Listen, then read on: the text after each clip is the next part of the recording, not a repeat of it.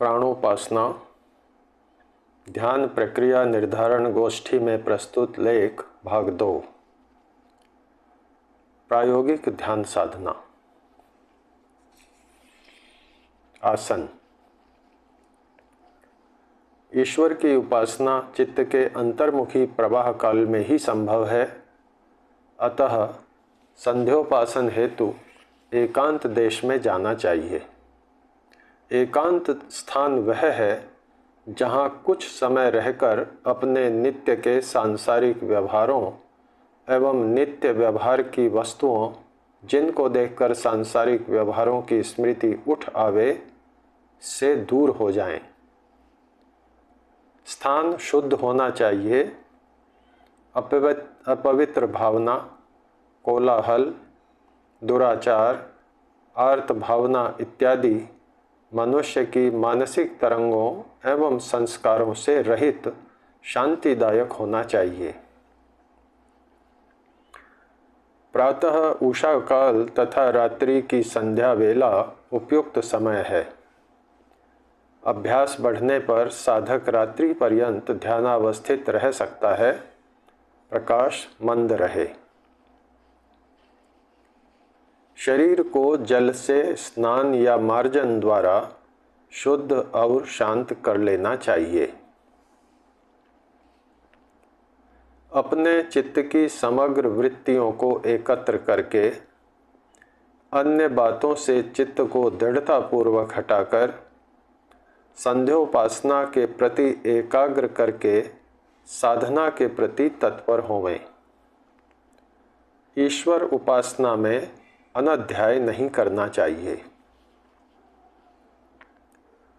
स्थान स्वच्छ कर इस प्रकार का आसन बिछावें जिसके ऊपर बैठने में कष्ट की प्रतीति न हो तथा दीर्घ समय तक सुखपूर्वक स्थिरतापूर्वक बिना हिले डुले बैठा जा सके।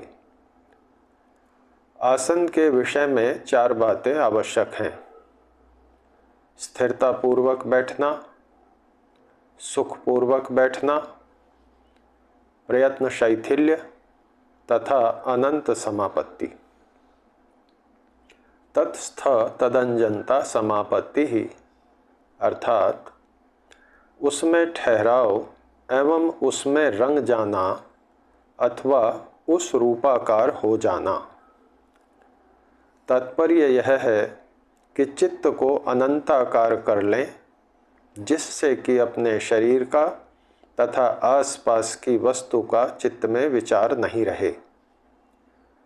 परमात्मा की संकल्पना द्वारा अथवा प्रणव के दीर्घ उच्चारण द्वारा चित्त को अनंत आकाश की भावना से परिपूर्ण कर लेवें।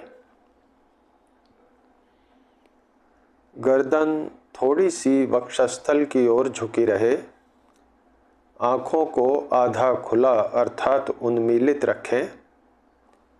दृष्टि नीचे नासिका के समानांतर हो। जहाँ दृष्टि नीचे भूमि पर पड़े वहाँ श्वेत स्वच्छ वस्त्र अथवा हल्का पीला वस्त्र बिछा हुआ रहना चाहिए। ध्यान के अभ्यास के समय दोनों हाथों को स्पर्श करते हुए अथवा दोनों हाथों की अंगुलियों को आपस में फंसाकर लेकिन ढीला रखते हुए सामने व उदर के नीचे रखें। प्राणायाम के समय धड़ सीधा तथा हाथ दोनों घुटनों पर अलग अलग रखें। प्राणायाम।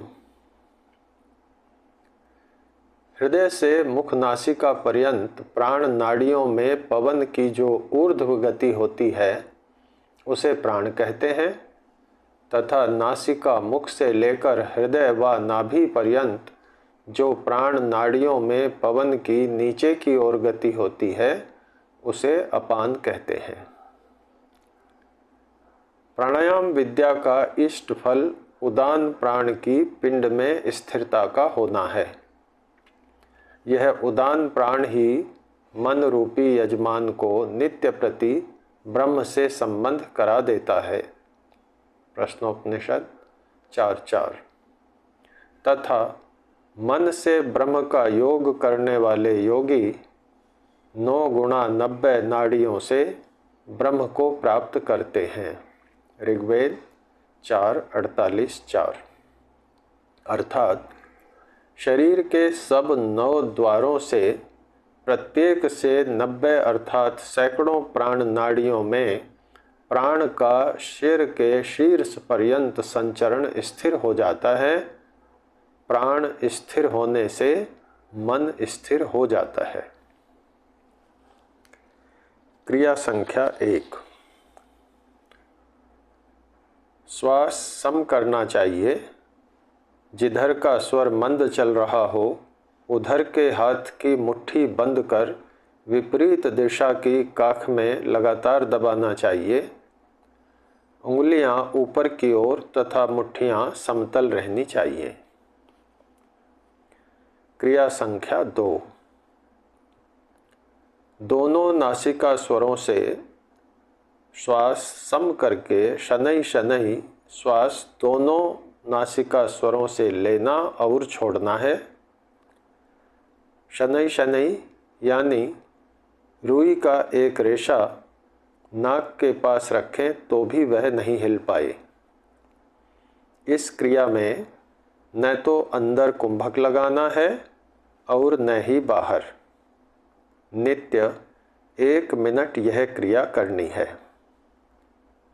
परिपक्वता का समय 1 माह से अधिक।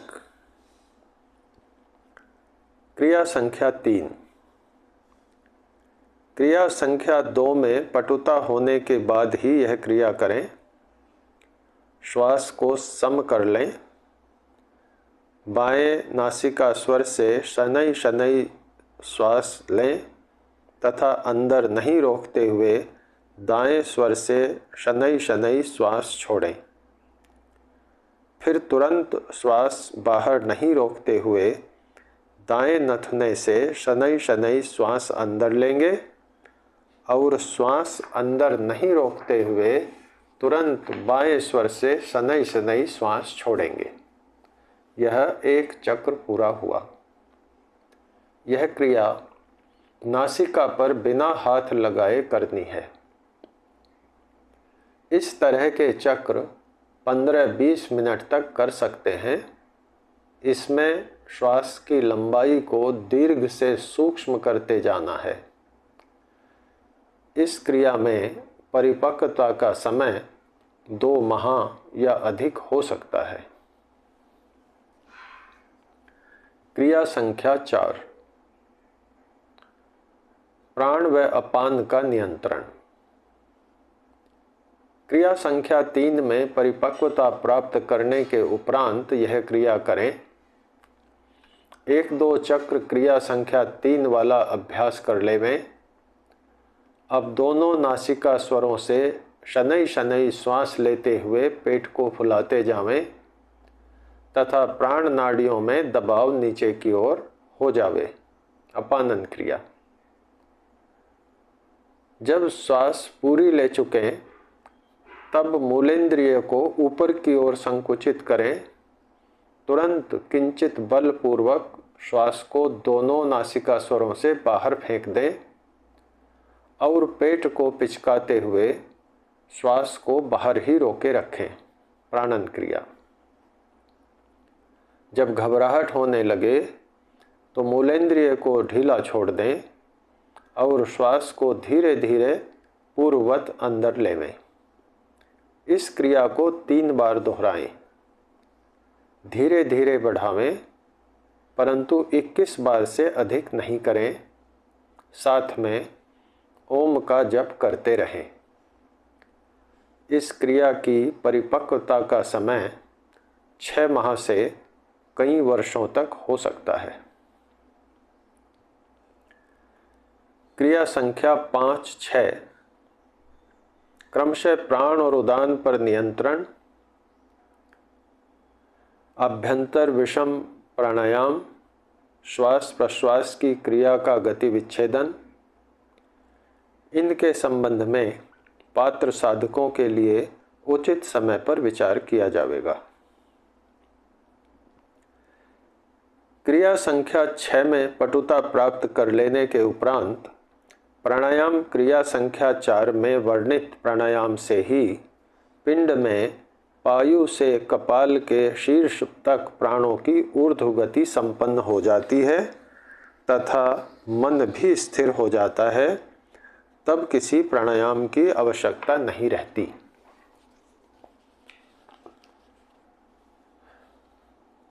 प्रत्याहार। इंद्रियों के विषयों से इंद्रियों और मन को हटा लेने की सामर्थ्य का नाम ही प्रत्याहार है।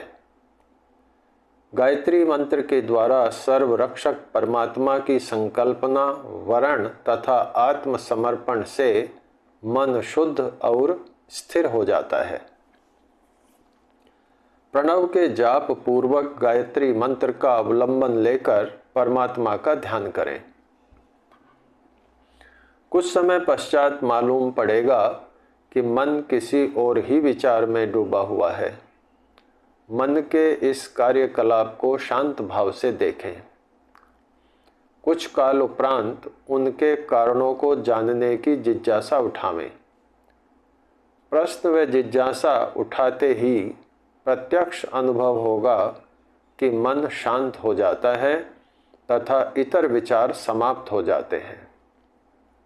उक्त अनुभव प्रत्यक्ष कर लेने के पश्चात इस घटना का विश्लेषण करें। निश्चय ही उस दृश्य का दृष्टा तथा प्रष्टा आप स्वयं चेतन जीवात्मा ही तो हैं। इस प्रकार मन तथा जीवात्मा के कार्यों तथा उनकी पृथक पृथक सत्ताओं का प्रत्यक्ष अनुभव कर लेना चाहिए। धारणा। मन को किसी देश में बांधने, टिका कर रखने का नाम धारणा है। पूर्व वर्णन अनुसार प्रथम चरण में प्रत्यक्ष परोक्ष रूप से तत्स्वरूप में, द्वितीय चरण में आत्मादेश द्वारा हृदय की प्राण नाड़ियों में, तृतीय चरण में अहंकारादेश द्वारा सर्वत्र अनंत पर ब्रह्म की सर्वत्र व्याप्त प्राणों में धारणा द्वारा परमात्मा की उपासना करनी चाहिए। ध्यान। निराकार परमेश्वर का सम्यक ज्ञान साधक को पहले साक्षात परोक्ष रूप से स्थिर कर लेना चाहिए। दूसरे चरण में हृदयाकाश में मन को टिकाकर परमात्मा के तत्व चिंतन में लीन हो गए। तृतीय चरण में ओम की संकल्पना के साथ हृदयाकाश का विस्तार अनंत तक कर ध्यान में लीन रहे। शेष पूर्व वर्णित अनुसार।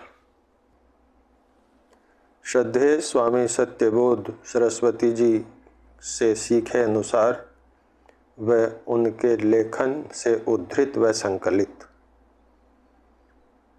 तपेंद्र, अगस्त 2012।